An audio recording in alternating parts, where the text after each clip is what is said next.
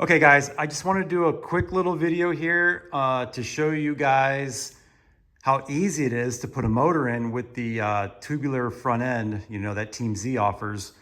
I know that there's a couple other manufacturers that make them too, Rock Solid Motorsports, whoever. It doesn't really matter. The point is that it opens up the whole front end of your car here so that it's very easy to put the motor in. You're not having to lift it up above the radiator support in a crazy angle to get it in, okay? You don't have to lift it that high, only as high as this bar here, that's it. Just all you gotta do is clear it and then kind of maneuver it in. And kind of the way I do it is I leave the transmission cross member in there so that when I slide this in, when I get it close, I just kind of get under the car and lift it up and set it on top of there and use that to help me guide it. So yeah, and you can kind of tell, I put the shield on, or the ballistic blanket on there right now, just because of how hard it is to get it on once the transmission's in the car. Like Fox bodies, the tunnel is just so tight. They were definitely not made for a Turbo 400, okay? My mind was going crazy. I was like thinking about cutting this tunnel out and building a new tunnel, but I'm like, I shouldn't do that. That's, I don't want to cut the car up like that. But a lot of people do. A lot of people will cut clearance in the tunnel and then just build some new sheet metal.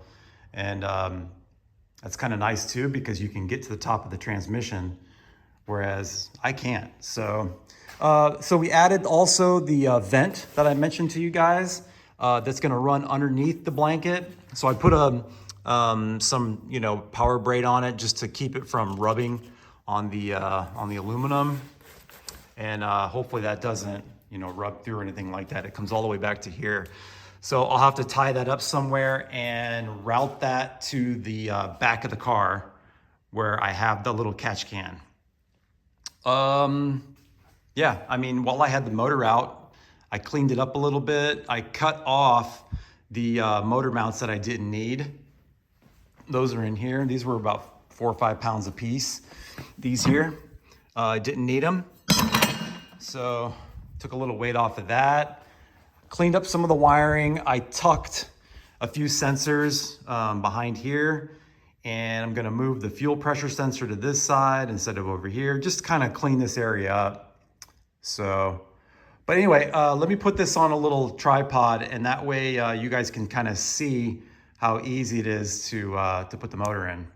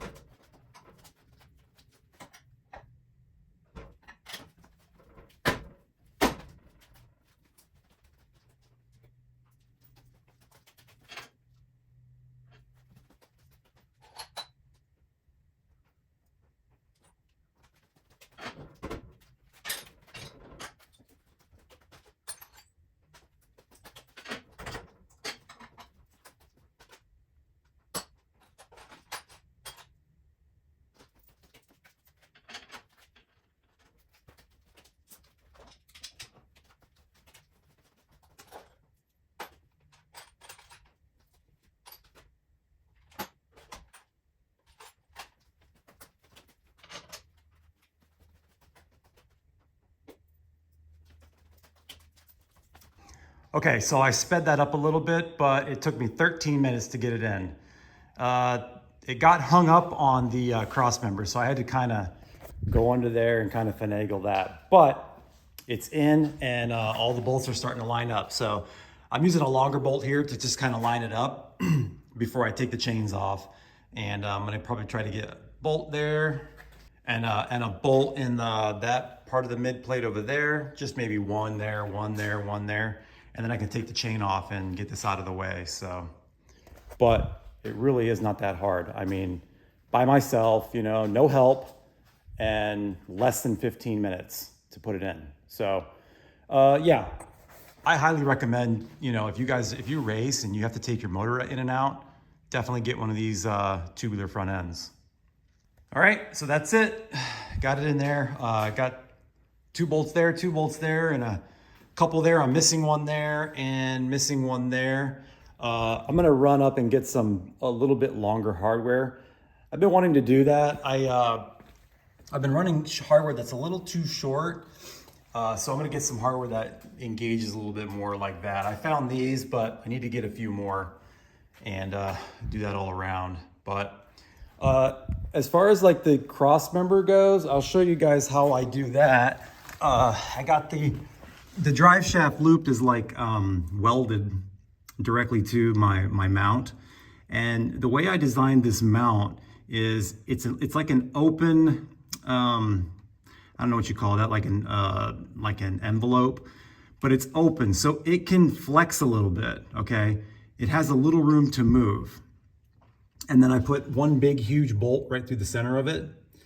And if you can see right here, that's a shim, okay? So when you're working on, when you're doing any kind of swap or anything like that, your drive line angles are super important, okay? So you want your drive line angles to match what the crank is. So if you got whatever degree you measure at your crank, you know, the face of your balancer, you want your drive shaft to kind of meet that, okay? You don't want too much angle either way. Typically it's gonna be pointing down, okay? So this is gonna be pointing down, and then your rear end will also be pointing down just a little bit. Okay, so the way that works is that if those two are pointing down, when you launch, in theory, they're gonna come up, say if you have it down 2 or 3 degrees, say 3 degrees, in theory, the two will come up and meet each other and kind of be level.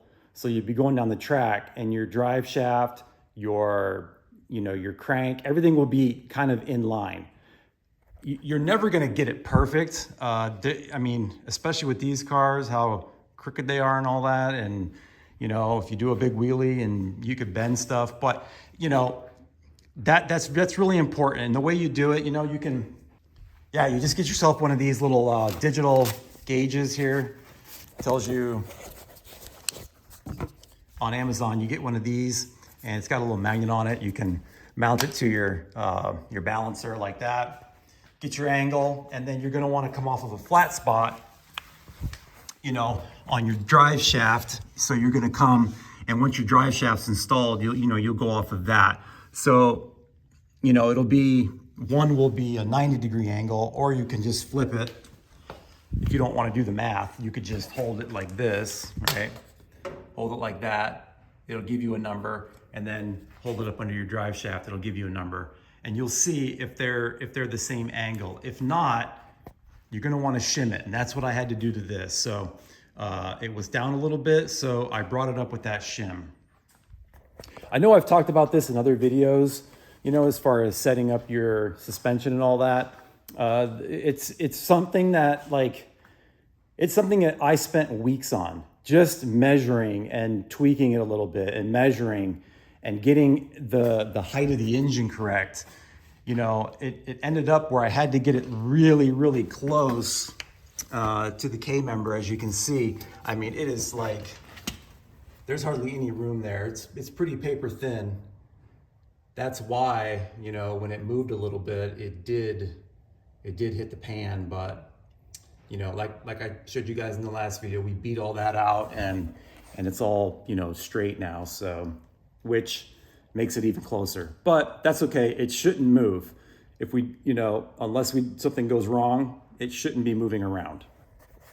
So yeah, that's pretty much it. I added a couple Deutsch connectors here to hook up my hall sensor. I had it before just with some, some push clamps or whatever you call those things, the little crimps. So I cleaned that up. I'm gonna do the same for the cam sensor. Just kind of like when you have things apart, just kind of like try to make it better. But anyway, that's gonna do it for this video. Hope you guys learned something on, the tubular front ends and how easy it is. Like I said, I did it myself in 13 minutes, no help. You don't have to have the engine way up in, in a precarious position. So it helps out. Anyway, guys, that's gonna do it. I will check you all next time.